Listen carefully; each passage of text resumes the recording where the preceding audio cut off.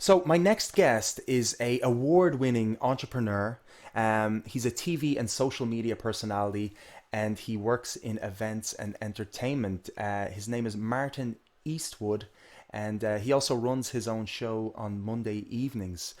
He's been on shows like X Factor, he's been on The Late Late Show, and he runs a very successful entertainment company called Wide Variety Entertainment, which launched about 5 years ago. And he also manages social media for businesses. The list goes on. This guy has done so much stuff. He is an absolute inspiration to me, and it's an absolute delight to have him on the show. So please welcome Martin Eastwood. Let's see if we can get him.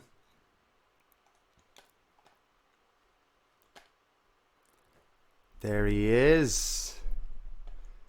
Well, hey. Way, what's going on, man? Oh How are you? I'm absolutely fabulous. Weirdly enough, I'm doing great. How are you doing? Awesome. Yeah, listen, man, likewise, doing great. Sometimes you can feel guilty for feeling good in a bad situation, but you got to stay positive, you just got to stay positive. Yeah, you're totally right, man. And you know what? Don't feel guilty. And I know there is that sort of, you have to say it almost because, there is so much craziness going on right now. But like people like yourself and people like myself and loads of others that I know, we thrive on living positively, right? So it's so necessary. It's like we almost live for situations like this, right? To continue on that path. How's everything been for you, man? Like during the lockdown, you're doing some great stuff. Like you're waking up early, you're doing these great 30-day challenges and stuff. Like how's that all going for you? Man, yeah, listen, things are going great. I've got to say things are going really well. But at the start, what I found myself doing, probably like a lot of people, I was falling into a little bit of a rut. I was like, oh, this is weird. Life has changed suddenly. And I was drinking at home and I was probably just having a few cans in the evening, like eating crap, eating total rubbish. And I was like, what the hell am I doing here? I'm falling victim to the situation. I need to fix it. So, I immediately jumped into a program I'm familiar with called 75 Hard, which is a mental toughness program and involves physical exercise and all sorts of different stuff. And since that then, everything has been going so well. Just so well, like the challenges look a little bit crazy. Like what's kind of in there? So the opening, that challenge is kind of part. There's four parts to this challenge. So it's like 75 hard, phase 1, phase 2, phase 3, and the only way to get to the next step is to complete the one previous. So the first part of the program, it's 75 days, and you've got to follow 5 basic rules for every single day, which is you got to follow a diet, no cheating, no alcohol. You've got to work out twice for 45 minutes each. One of them has to be outside. You've got to drink a gallon of water. That's probably the hardest part, by the way. I'm actually okay with that. I'm drinking. I drink 4 liters in like this whole show. I'll drink 4 liters. Oh God. Go on. I know it's weird. It's weird. Go on, tell me more. Good. So that's the 3 steps. The 4th is reading 10 pages of a self-development book, and number 5 is taking a progress picture. So it sounds simple. But when you do, I added a 6th step, which is waking up at the same time every day. So 5:45. So that's in my regime. So I got to say, man, when you do these 6 things, life gets very, very good. I mean, it's you wouldn't, if you were putting a program together, some of the things you wouldn't even be thinking of, but it all kind of intertwines, and I don't know, man, it works great for me. So I always recommend it to everybody. It's just a super program to get on. Amazing. And this isn't the first time you've done a program like this. You've done previous ones, I think, wasn't it, where you had to take a cold shower, wasn't it? Oh Jesus, man, that was phase 1. So I did the 75 hard, then the phase 1. Yeah, that's where things get a little extreme. You've got to do, well, it depends what you call it extreme. It sounds pretty rough. Yeah, it is. It's pretty rough. You got to do 5 minutes of a cold shower every day. So it's long enough. Yeah. So in the 30-day program, it ended up at 2.5 hours under a cold shower. But something strange happened. Round about day 5, like I was pretty afraid of cold showers. It sounds awful, but man, I just started getting used to it. I started getting a sick kick out of the elbow. I was like, oh, this is great. I'm alive. The cold water hits you and it helps. So there's a bunch of different benefits to it. I don't know, you're probably aware of that yourself, right? Huge benefits, right? So it's huge. Wim Hof, he was kind of plugging the sort of cold environments. So you love your coffee, right? Because I follow you a little bit, right? So you love your coffee, right? There we go. Costa, look, you're promoting your... I was trying to say sorry for the product placement. That's grand. I was expecting that anyway. I know you too well. We've met. This is the second time having a conversation, and I feel like I know you so well, which is awesome. Likewise. Yeah, it's great. I love that. I love that feeling. It just feels good. So when you're doing the cold shower, people say it feels like having a cup of coffee. Did you feel that? Yes, yeah. I'd say around about day 4, day 5, the fear was completely gone. So I mean, I was really like, I did not like the idea of standing up. Like, this the one thing about phase 1 of the program. I was like, oh, I'm not looking forward to this. Like, but around about day 4, day 5, you just get used to it, and you find that it's actually an enjoyable experience because it immediately wakes you up. Your body goes into fight or flight mode, so everything kind of from that perspective kicks in. It's good for your immune system, which we all know is crucially important. You know, with the coronavirus 100%. And everything. So man, it made me feel alive. It began like having a cup of coffee. Yeah. I mean, did you give up the coffees? Did you? Because there was I heard you gave it up for a day, or was it a day or a couple of days? Yeah, the coffee, the giving up the coffee part, that actually came during the time when I had the hair transplant. That was a part of that process. That was which was a rough couple of days, man. I love coffee. I can imagine, and it's great because you video record so many things. Like, you video a lot of things, which is brilliant because you're given an insight, especially the important moments, right? Or perhaps moments where people can learn from. You've captured. So I really love that. It's kind of like, you know, Gary Vee does that stuff as well, and he's like a motivational speaker. He's more than that. He's many things. Me too. I love Gary as well. I think he's fantastic. I love his attitude and personality, and you have a lot of those qualities as well, embedded within your own awesome qualities, which is brilliant. But what would be kind of like, you know, the earlier sort of days, just before sort of you went into entrepreneurship, and who would you have been listening to sort of lift you off into that next level? Because I know so much about you, so there's so many questions and so little time as well. But I guess I want to isolate maybe that moment of when you were, I don't know if you were in Belfast at the time, you were just finishing up your course, but just that kind of launch from the end of your studies when you started sort of fixing yourself up and stuff. Because I know the story of you. Yeah. So was there anybody that you were kind of inspired you along that way during that time? Yeah, that's a great question. So I mean, I think before any inspiration came, I was in a pretty bad place because I was in school. I kind of took the easy road out. I had a terrible attitude, basically the attitude of, well, let's do just enough and just enough will be okay. And I mean, the problem with that is that my path in life that I had fixed out, whether it was right or wrong, was that I was going to go to college. For some reason, I had that in my head. I wanted to go to college, wanted to do that successfully. You know, I don't necessarily think you need to do that, but I did it anyway. And I knew I was going to go to college and go start a business. So what happened was I carried this attitude of do just enough and just enough will be all right into college life, and I failed on my arse. Like, I completely failed. And I was quite devastated about that, you know. But it turned out it was the best thing that ever happened to me, because when I fell on my ass like that and I couldn't get back into the course the next year because it was full up, I essentially, what it would appear is that I wasted 2 years of my life. But my God, am I grateful for that failure, because it turned everything around for me. It resulted in me, you know, moving to Belfast, fixing the attitude, you know.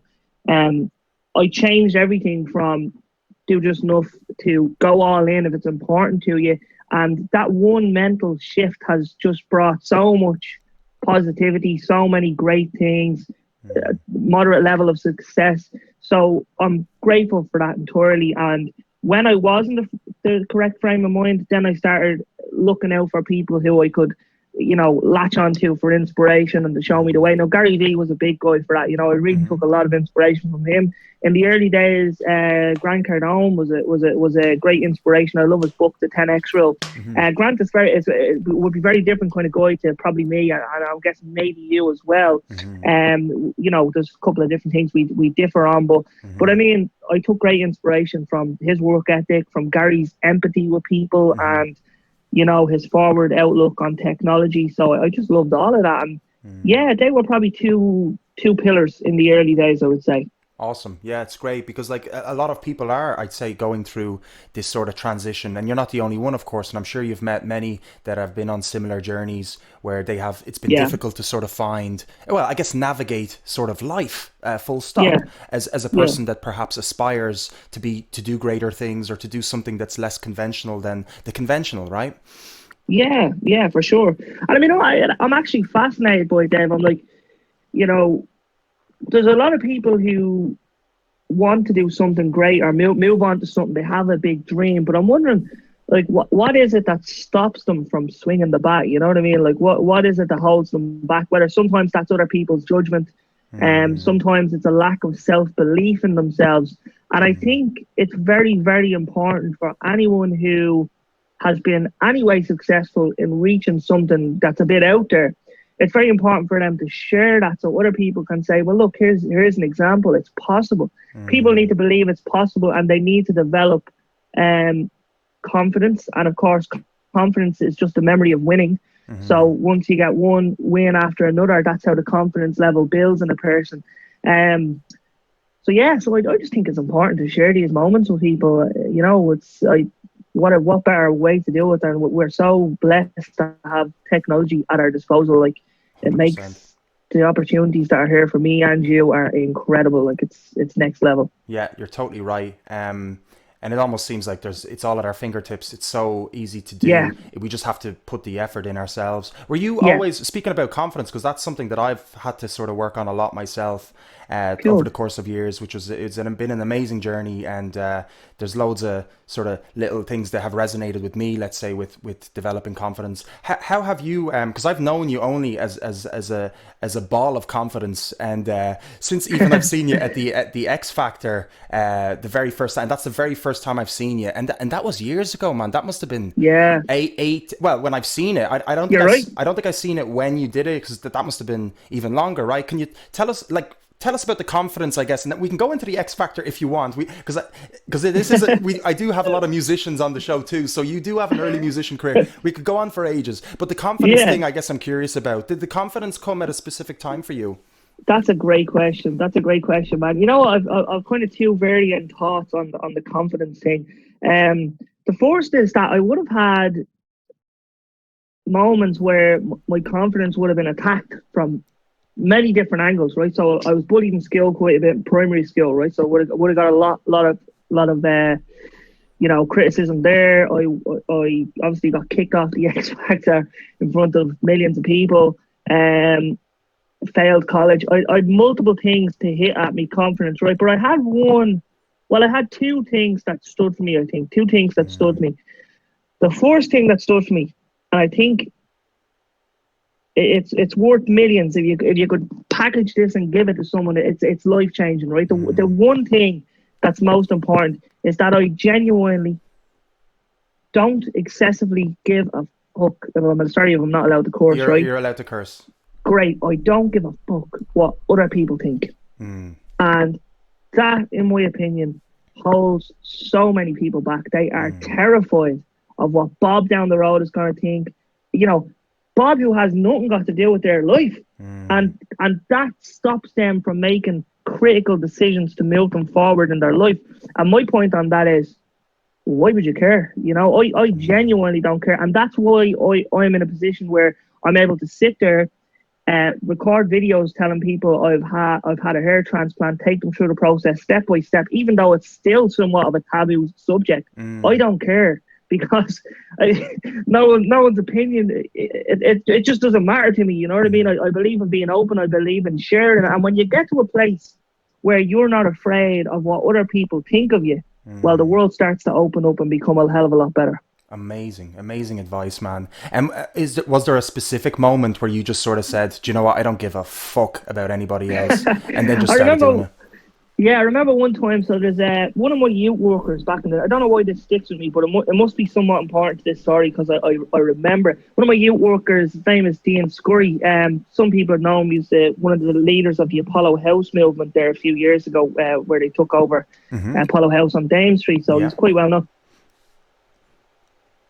Yeah, I remember one time when I was involved in music in my really younger years, and I remember Dean told me, he said, "Martin, stand up in that chair and sing." and I just got up in the chair and I sang. And I think that might have been a very early stage moment of developing confidence. And actually, it's great because I never really fully thought about this before. And another thing was I went DJ. My auntie was a DJ. So from year kind of when I was like, say, 40 and up, I used to go DJing with her, and I'd have to get on the mic and do my thing. And I mean, I was doing the mic from an early age. So I think any sort of public communication or standing on a stage or a chair or whatever it is develops confidence. And then that in turn then will release saying, you know, I don't really give a fuck what these people think. You know, not in a bad way there, like not in any way. I respect everybody, unless I have a reason not to. So I respect everybody, but I will never let someone else's opinion hold me back because it's just not relevant to my life, you know.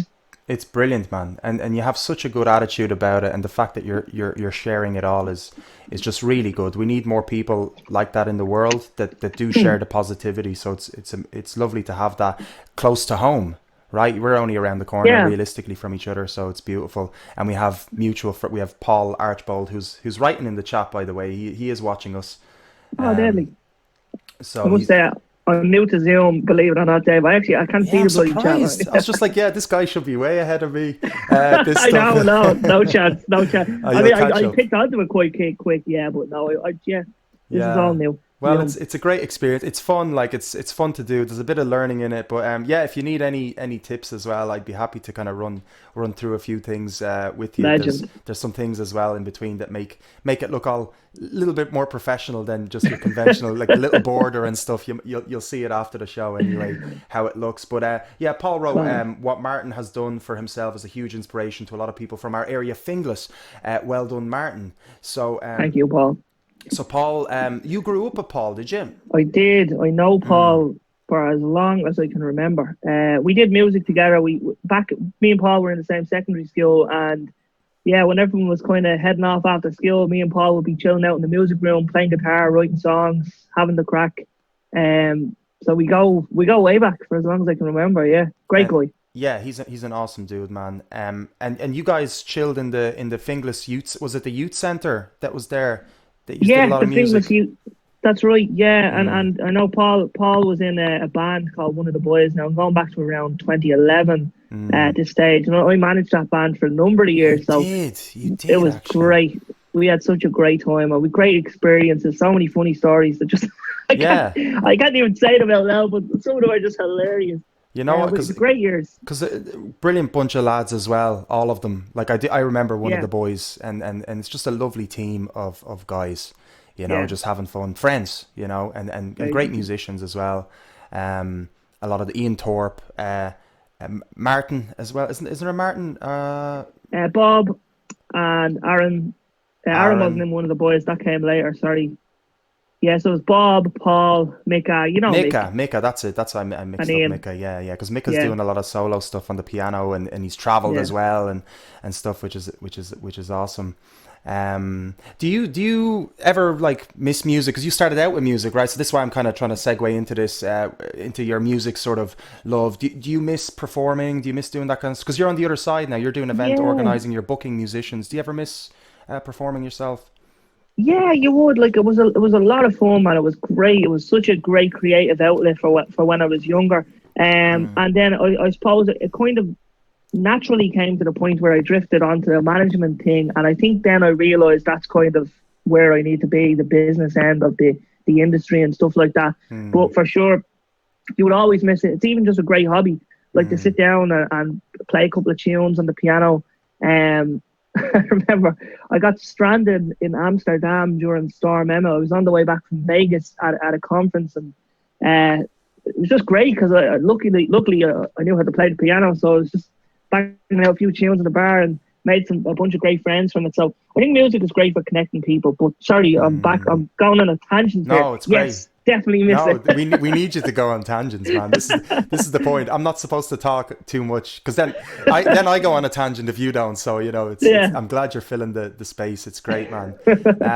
So you went to the 10X conference in LA, wasn't it? The Grant Cardone 10X and how was that experience like for you? Because you vlogged it, of course you did, which was amazing, and I got to watch the whole thing. Well, most of it, whatever they let you film, I guess. But how was that experience? Man, that was that was amazing, right? So I went to two 10Xs. The first was in Vegas and the second was in Miami. Now, like a lot of things, it's like seeing your first concert. The first one's the best, and sometimes, in that case, it was correct. Like, so I went there. I was bloody full of dreams. Like nothing has changed, to be honest with you. Like, still the same, kind of looking for inspiration, looking for people, looking for things that I can implement into my life to get better. And absolutely found it. Mine was blown. One of the best conference. Well, that would be the best conference I've ever been to. Wow. And made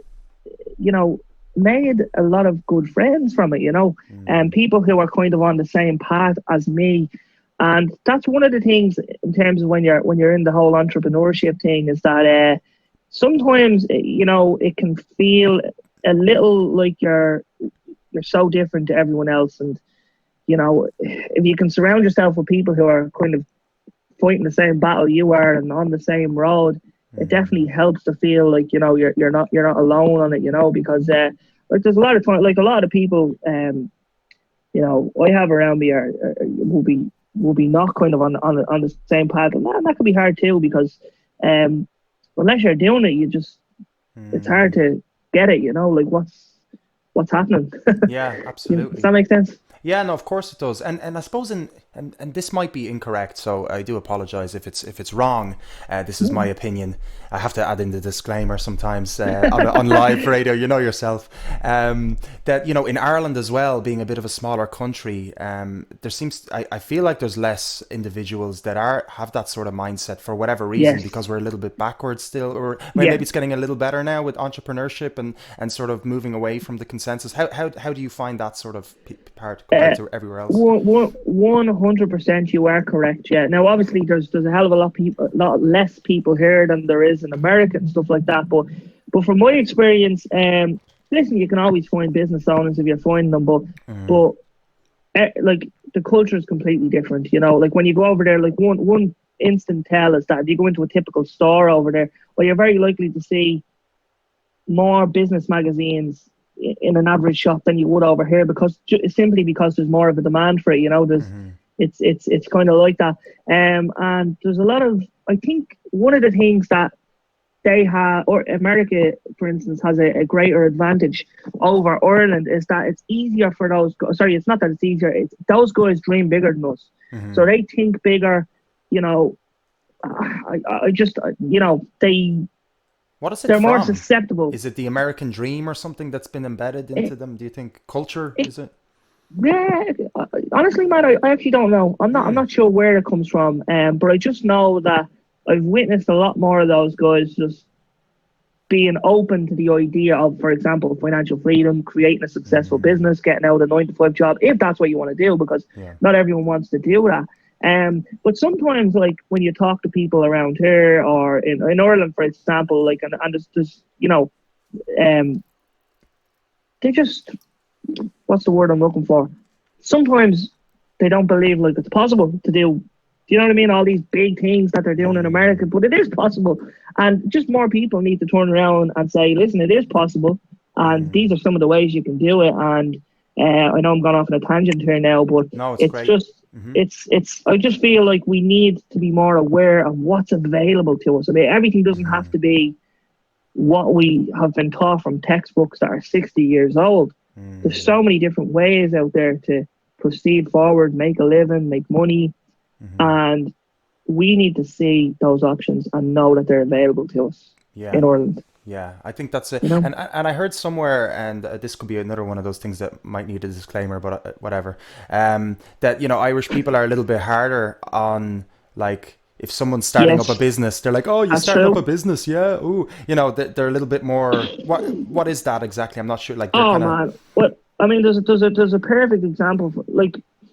For instance, right, I heard a quote, whatever you think of the guy, like this is true. Like, for instance, in America, you see a guy with a mansion on the hill, and you look up and you say, if I work really hard and I play my cards right, I could be like that guy. But in Ireland, you walk up and you see a mansion on the hill, like Bono's mansion, for instance, and you say, he's a prick. It's true, isn't it? Yeah. And that is true. And here's another example, right? If you're driving, just say for argument's sake, you're driving a Ferrari or something like that, right? A nice car. around Dublin or wherever, like, you know, common courtesy of drivers, they generally like would let you go if you're trying to get out of a space or something to that effect. Well, the chances are, in my experience, if you're driving, sorry, this sounds like an arsehole thing to say, but I'm just going to say, if you're driving any way of a nice car, you're less likely to encounter any kind of courtesy from the average driver, because there's a common conception that, say, for example, Audi drivers are arseholes. You know what I mean? So, and that's embedded in our culture, I think. Whether it's right or wrong is another thing. It's not up to me to say, but it's definitely there. It's a shame. And you are an Audi driver, I think. I know you don't want to say it, but your car, because you're very modest, and your car got scratched like multiple times, right? And this is what happens too. Like, people will scratch your car, and you know, graffiti your gaff or whatever in other situations through jealousy, because perhaps they just, I don't know, for whatever reason. We can assume only, right?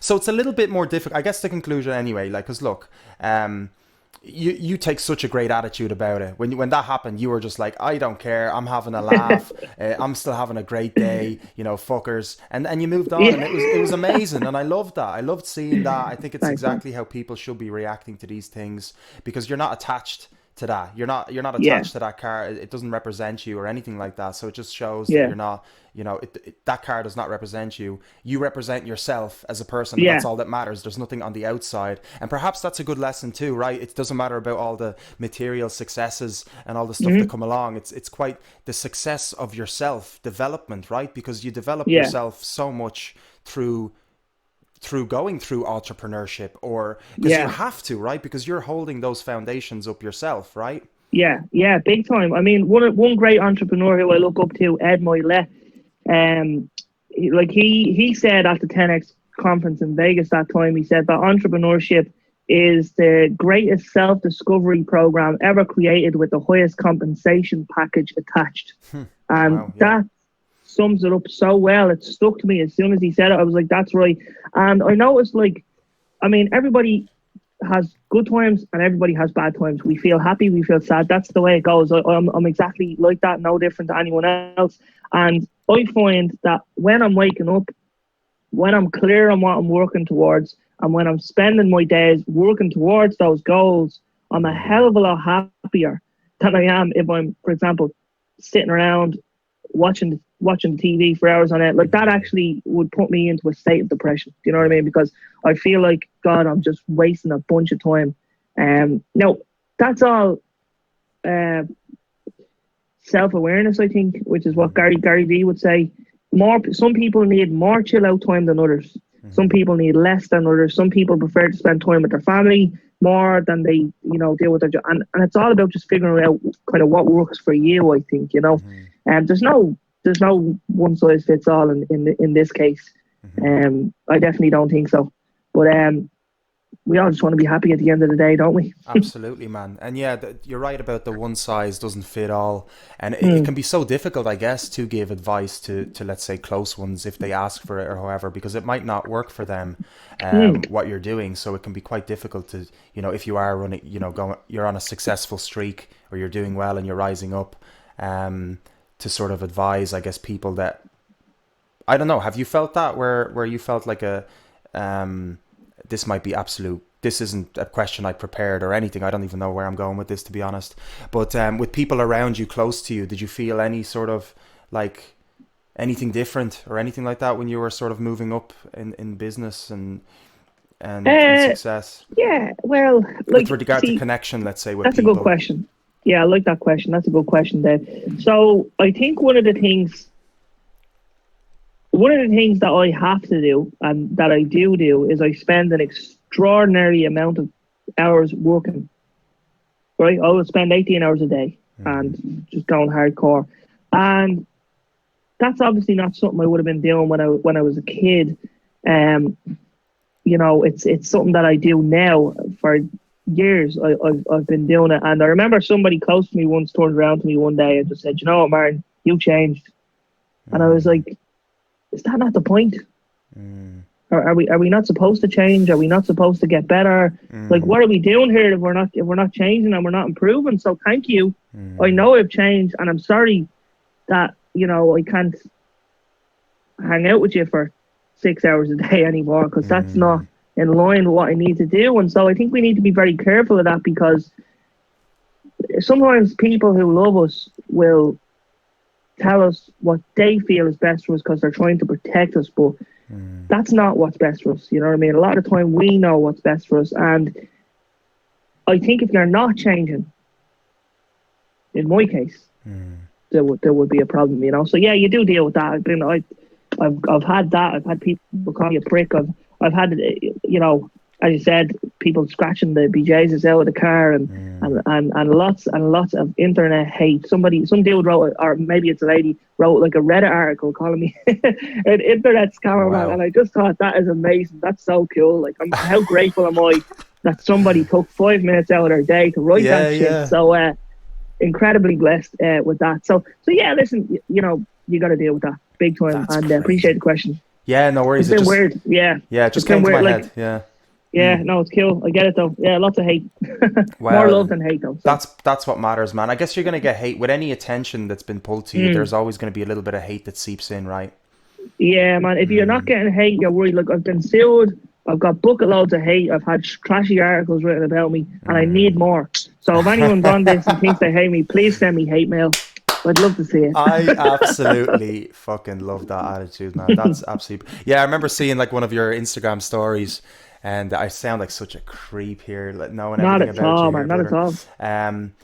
But yeah, it was like somebody wrote you a personal message, and they wanted something from you originally, and I think you didn't. You know, it was a weird request, or so, I don't know. I might be misinterpreting this. Yeah. And it was just something like he asked you something, and you were just like, it was just a weird thing to ask somebody, and then like whatever. But then he wrote back again, like he was trying to get in touch with you or get your attention. Yeah, right? Multiple times. Multiple times, and then he's just like came out with some ridiculous statement, and you were just like, okay, thanks very much, have a great day. Yeah. Oh man, it's crazy. It fascinates me. No, but I mean this now when I say this, right? I actually mean this because I've learned to be this way. I have empathy for those people. Like, I know one dude recently, who I might have, you know, called out but blocked out his name. Like, for months on end, he was dropping constant negativity into DMs. For instance, get this dude off your story, he's an arsehole, or Martin, have you been up all night taking acid? You look rough. Like, it's just ridiculous. Like, it's hilarious, but you know, stuff like that. And like, if you have somebody who for months on end is putting out like pure negativity into the world and is hating on people they don't know, like we need, like, I feel sorry for those people. Like, what trauma have those people gone through? What trauma are they living through? What angers and issues have they got inside them? It's terrible, man. Those poor people, they need, I don't know, they need help. So I always kind of think of that when I see people just plowing out negativity and hate. Like, oh, this person needs help. Yeah, it's fascinating how people can live their days. I wonder if they do that continually to everybody that is successful, or is it just a weird, you know, personal thing that they just created in their head that just doesn't make sense. It's interesting to see where their heads are at, but it's great you're giving compassion and stuff like that. I think that's your dad there. There's Bill. Bill. So that's a radio interview here. Hello. That's like the kids coming in, isn't it? To the what was it? The news report. Yeah, you just didn't. You should have done that. Get out. No shame. That's where not caring what anyone thinks comes into it. You know, it's brilliant. You just got to go with the flow, and you can definitely see that with like your live presentation and your live appearances as well. So I don't want to hold you off for too long. It's such a lovely day, and I want to give you a bit of your day. So thank you so much for the time and all that. I really do appreciate it. I'm curious, I guess, about like I guess we'll leave it maybe on this. It might be the best thing to leave on, or maybe it will. Will it make sense to the viewers? So you've been on like X Factor, The Late Late Show, and First Dates. And I've watched all of these things, and you've also done some seminars for, was it Zeminar? And that was the recent one I think you did, which was How to Overcome Failure. Yeah. And that's I love that quote. It was the, just do enough, and just enough will be all right, and stuff like that. Yeah. So when you're coming on to these kind of shows, which are quite big and big productions, and there's thousands of people watching, what's kind of going through your, like, do you have a ritual or anything like that to sort of keep you cool and calm, or are you just naturally cool and calm during this? Or is there any advice you have people that might be, you know, in that Yeah, position? that's a good question, man. I think lots of people get extremely nervous when they're entering into those situations. You know, when they know they're about to go on stage in front of thousands of people, or something to that effect. Mm, Um, I listen. I suppose I sound like a broken record at this stage, right? But it once again it goes back to the fact of not giving a shit what people mm, think. Like if you can get into your head, okay, I'm about to go out here, I'm about to talk. People may not like me, but that's okay if people don't like you. You don't need everybody to like you. And if mm, that is the case, and if you can just get comfortable with the fact that people are going to have an opinion, not all of them are going to be the opinion you want them to have, but that's mm, okay because life goes on, and that's it's kill the builder. mm. Away we go. We're good. Awesome, amazing. That's it. That's it's as simple as that, I guess, isn't it? Really, it's just It keep really is. keep that as your foundation and your in your mental frame of mind. Repeat it if required, I guess, right? If it's difficult for people to embed that into their programming, right? Because Mhm. we are all raised with different types of programming and traumas and things like that. Of course, like Mhm. yourself, you know that you went through bullying and you went through which you were mentioning the X Factor. You said you got kicked off the X Factor. I don't think you got kicked off personally, man. I just want to put it on the record. I think you won the Mhm. hearts of thousands and thousands of people on that show. Cheers, man. People loved you, so I don't think it mattered if you got through or not in that from my perspective. If it if that means anything, but Yeah, no, appreciate I that, think you really and did. Yeah. yeah, no, appreciate that big time, man. And you're right. It's very important to look at it as a positive experience because it's Mm, brought so much positive kind of experiences as a result of it. So mm. you're absolutely right. Like that is the way to look at it. It's a win. Yeah, absolutely. It is a win, brother. Can I just leave you with actually, yeah, just one last question, I promise, Yeah, right? go ahead. No And worries, man. then we'll schedule a follow up for next Wednesday. No, I'm only messing. Love But it. when the production gets better, I'd love to have you back under like a better production perspective situation, which could be a Yeah, would couple of love to, months. man. I'm always delighted to spend time chatting with you. 100%. Awesome, awesome. I feel the same, brother. What's kind of something that you're etching towards, like when this is all kind of a little bit fizzled out, this whole quarantine? What are you kind of looking forward to? It could be as simple as sitting down in Costa and having a coffee, Oh, or getting a now you're haircut. talking my language. Yeah. Oh man, What does Martin I've Eastwood been want the most when he gets I out? have been dreaming about a couple of things when this thing passes. Yeah. Well, the first thing there's a local coffee shop that I spent a lot of time in working and just Mm, chatting with people and all that sort of stuff. Nina's Cafe and things. I can't wait to go back down there and meet up with people, have a coffee, work away, work from outside the house. That's going to be a big one. And mm. Jesus Christ, man, I need to get Nando's as soon as possible. Like, I'm sure you're not the only one thinking that, man. oh man, I mean, we need it. What about you? What are you most looking forward to? Well, to be honest, as an event organizer, man, and Mm-hmm. and a musician, I really want to get on stage and play the drums. I miss my Of drums course, so much, man.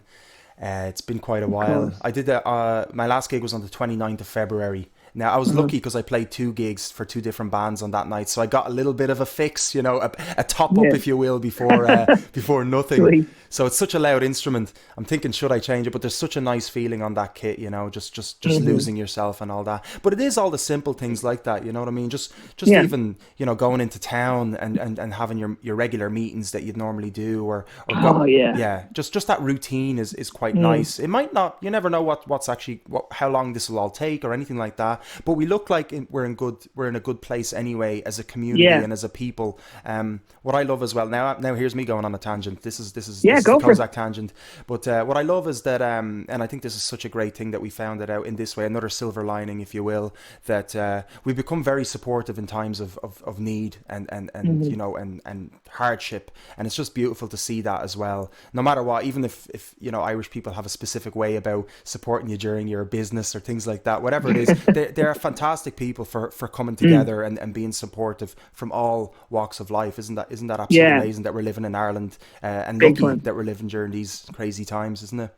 Yeah. 100%, man. And for the most part, people are great. So we're very lucky. It's a super community in Ireland. Mm, So agree with you 100%, absolutely without a doubt. beautiful. Yeah, amazing. Is there anything that's is there anything you want to guide people towards? We've got a whole 8 viewers at the moment, which is brilliant.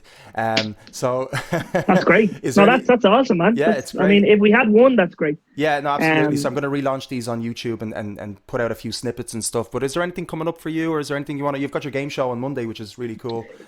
Yeah, look, the game show, it's something really to, I spent 2 years doing this, and I just funded it all myself, basically, just giving away, and we had a great time. But I kind of wanted to make it self-sufficient so that it was paying for itself.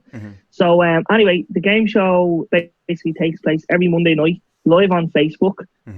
Start time kind of varies between either 6:30 or kind of 7:30. Kind of lasts about an hour, and it's great crack, right? Because we've multiple different games, we give away new prizes every week, and the new thing that we've done is actually add in like a spin the wheel cash jackpot that takes place. So so look, if people want to play the game show, MartinEastwoodGameShow.com, €5 for a raffle ticket basically, and tune in on Facebook. And even if you don't want to buy a raffle ticket, just tune in for the crack, hopefully entertain you through lockdown. Yeah, definitely. And I've tuned in before, and it is a lot of crack, and you play some music as well, and yeah. it's just Martin Eastwood being himself on, and it's absolutely beautiful, brother. Listen, thanks, bro. Thank you so much for your time, man. I'm looking forward to meeting physically in the physical world and doing some stuff together.